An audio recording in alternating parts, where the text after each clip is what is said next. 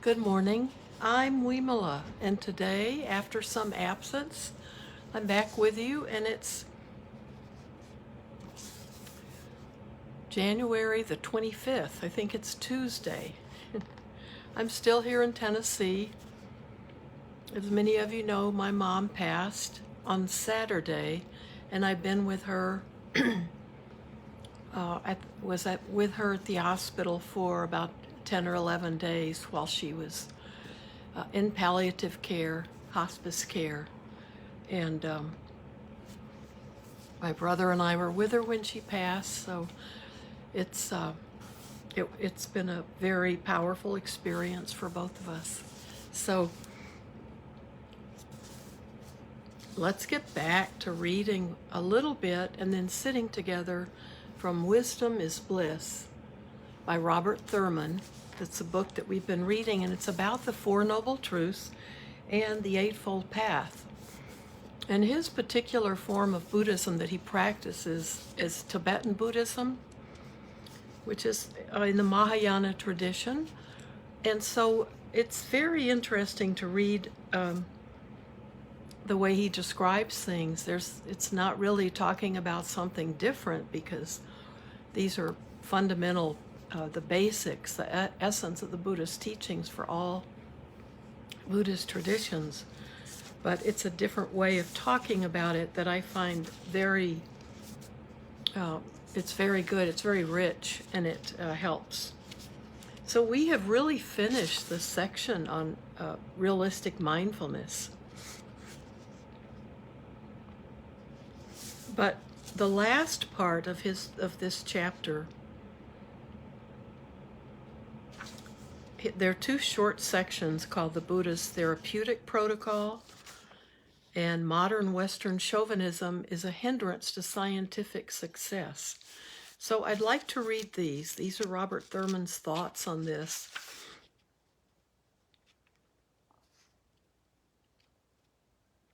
So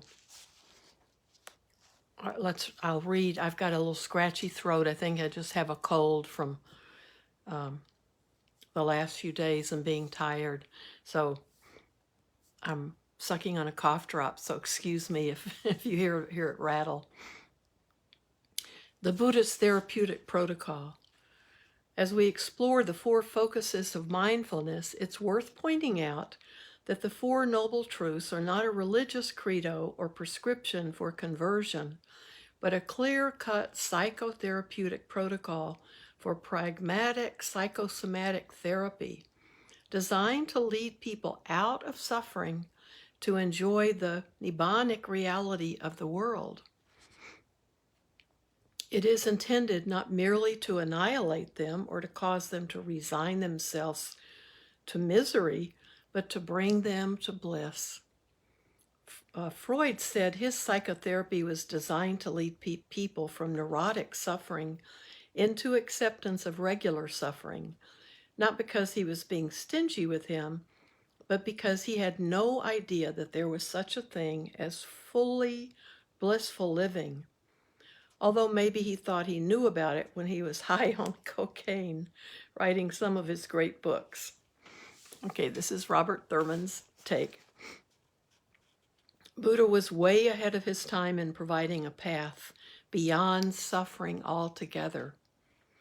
A Buddhist term for education is taming, like how we tame a wild animal is taming, a giving of tools for taming the psychotic ego, teaching the relative person that she or he is not an absolute entity apart from the world around her or him. This is a far more transformative kind of education or psychotherapy than what we are used to, one that imparts self-awareness and introduces the person to responsibility by focusing their own observation on their relational engagement in the world. It is not that therapists do not have the goodwill toward their patients to help them become realistic and even to flourish. It is just that the theory underlying their work makes them feel it is not possible to go further than just achieving a makeshift balance. It has to do with the theory of the unconscious or subconscious.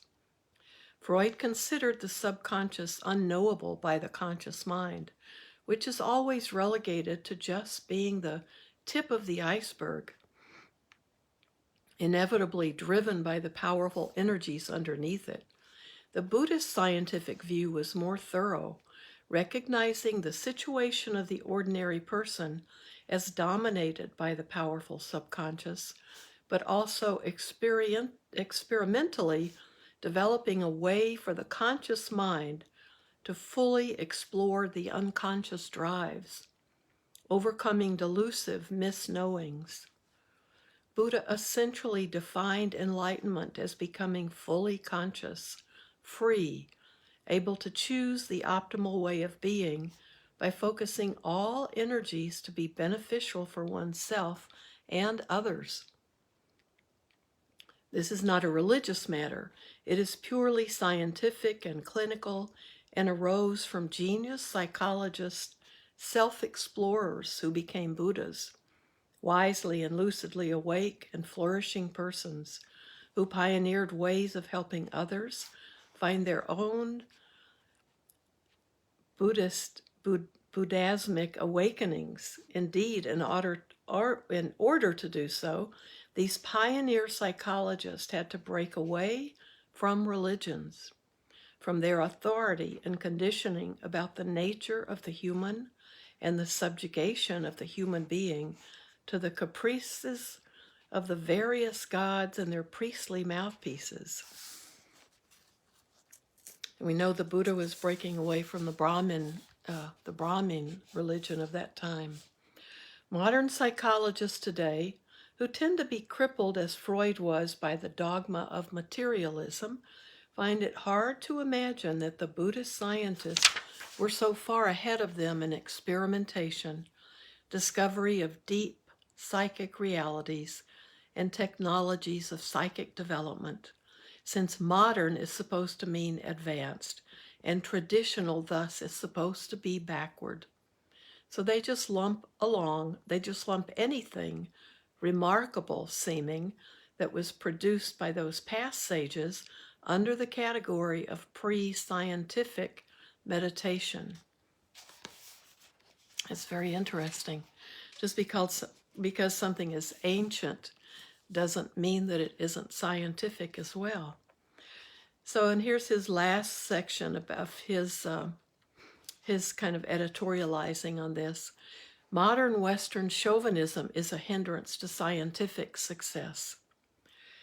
In other words, Western chauvinism and modernist chauvinism prevent our materialist scientists from learning anything new from the great inner scientists of India and Tibet. The belief has to change that practitioners, whether Buddhist, Hindu, Taoist, or Western mystic, just meditate, defining meditation as learning to be free from thinking, as opposed to defining it as the radical transformation of the most penetrating thinking by experientially discovering the total relativity of the self.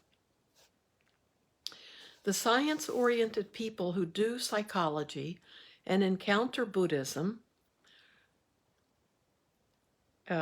rather rarely Buddhism, which is his expression for, deeper meditation experiences, who do psychology and encounter Buddhism, still cling to the idea that they have the ultimate psychological science, which is necessarily materialistic and reductionist, while the Buddhists have meditation that don't really know what while the Buddhists have meditation, but don't really know what they are doing scientifically.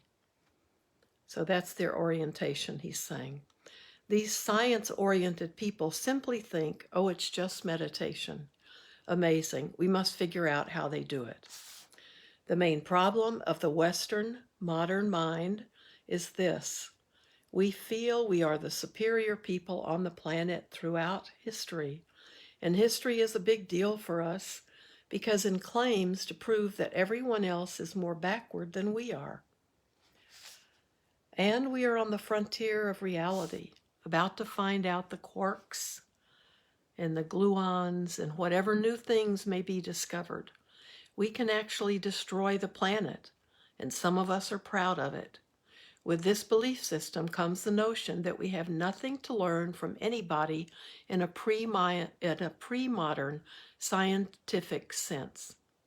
And even though some of us decry and condemn the destruction of the direction that we are taking, we still feel we are going to reinvent the wheel of how we are going to save ourselves. The bottom line when it comes to realistic mindfulness or remembering is that the more you learn about reality, the more you have a chance of being free of suffering. That is what the Buddha discovered, and it is not religion. Religion is not defined as coming to an understanding of reality. Actually, science is defined as that, as the attempt to understand reality at its deepest levels. There's a lot more to be said about the Buddhist psychological science, but let's now move on to the top peak of the path, where it all comes together: realistic samadhi, one-pointed super concentration. So that's how he ends his chapter, with those comments of his on the path so far. And that Buddhism is not a religion. It's really a very early form of very advanced science. So the next chapter is on concentration and samadhi. And that's that deeper meditation that we're working towards when we practice mindfulness and when we practice all of the other parts of the Eightfold Path. And I like to think of the word of stability of mind instead of concentration. When we have that very steady mind, where we're not up and down, we're always able to come back to that middle way, that middle path. So we'll read more. Let's spend our time sitting today that we're together. It's good to be back and see people. And I'm here in Tennessee, and the weather's beautiful today. I wanted to be outside, but didn't have a place to something to prop my phone up on outside. So I know it's very cold back in Illinois and in Wisconsin, but I hope it's clear and sunny the way it is here today in Tennessee. So why don't we sit? And I think today's comments from Robert Thurman are very interesting, and they're good things to kind of think of and ponder. But these, of course, were his sort of own thoughts after describing these essential Buddhist teachings. But I think the Buddha always made it clear he was not forming a new religion. He just wanted us all to be more aware that seeing reality very clearly is absolutely the way we can end our suffering. So, why don't we sit together and just be in that calm state. We have about 10 minutes, so just allow your body to be relaxed. You can be walking, or you can be on your back if you're in bed. But let yourself feel that you've lifted up. You're lifted up let your spine lift up, whatever posture you're in. And if you're seated, it's always good to help you breathe and to get the most from your natural breath. Roll your shoulders back. Lift up that spine. Now, I always have a tendency when I'm sitting to gradually, my chin's going to go up and up. So try to hold your chin down a little bit so it's just nice and straight. And you can breathe through your nose. If you can't, breathe through your mouth. Good, it's sunny in Illinois. I'm happy to hear that. I know it's cold though. So let your head on top of your neck just feel balanced. But the rolling back of the shoulders can help. And as you breathe, you're just breathing. You're just breathing a natural breath. But when we're lifted up and shoulders are back a bit, it should help us feel more comfortable, and it gives our lungs the most space so we can breathe in and breathe out just with our normal breath, and then just be aware of the body breathing.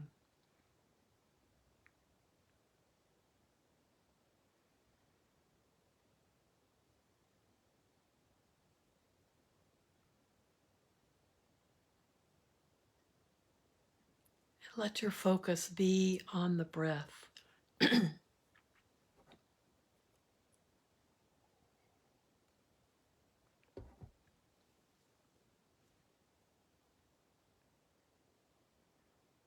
Your hands can just be in your lap, either palms down or palms up, and just supporting your arms.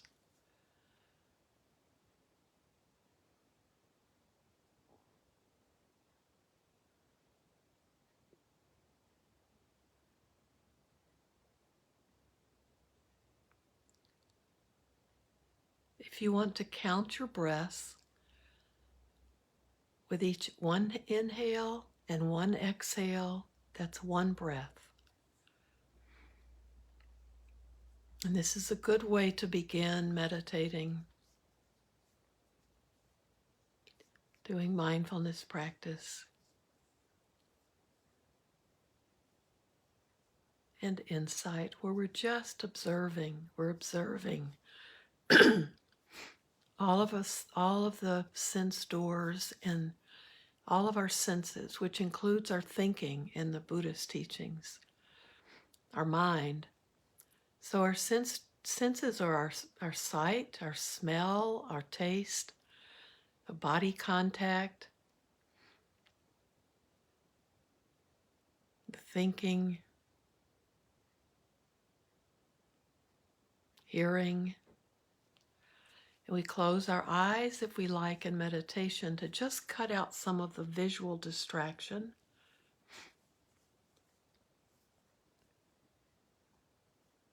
But we take in everything coming into us from our other senses.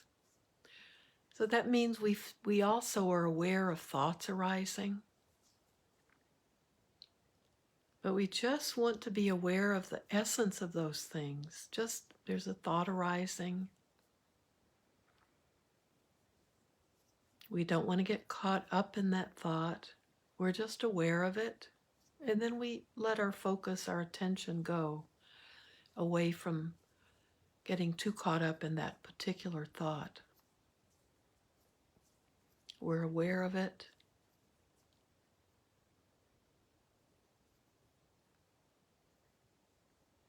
We're aware of sounds.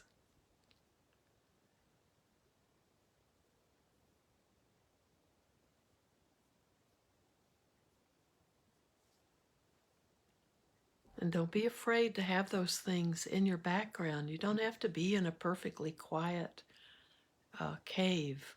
I'm sure a cave isn't perfectly quiet.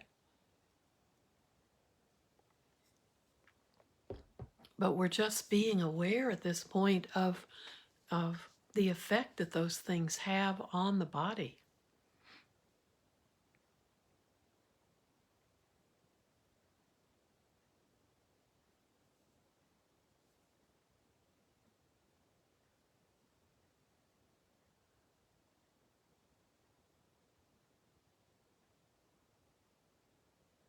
And while you're just sitting with a relaxed body, just being aware of everything coming to you from the outside, you're also aware of things going on in your body. You might have pain that you deal with chronically, or maybe today you have pain. And you can notice that in your body. Sometimes changing your posture or having having something propping up a part of your body that makes it feel less painful or tight, that can help. Sometimes it's pain that you know you live with.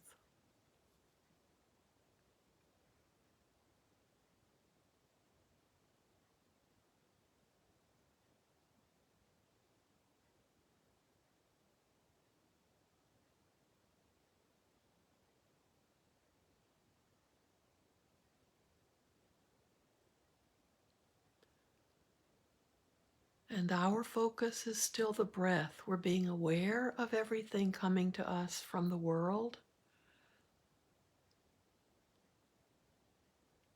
Some of it's pleasant, and some of it we may think of as unpleasant. Right now, we just want to be aware of it and try not to have a judgment or try not be aware if you feel pulled towards it because it's so enticing, so desirable, and be aware if it's unpleasant and you push it away. And then other things, you may not have a particular reaction to them.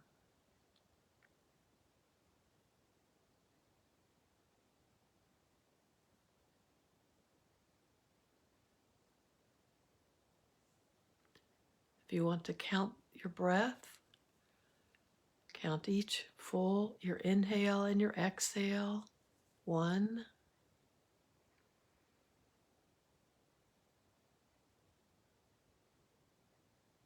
2, count to yourself. Don't go any higher than 10, but let counting 10 breaths be your goal. And see the first time you forget where you are,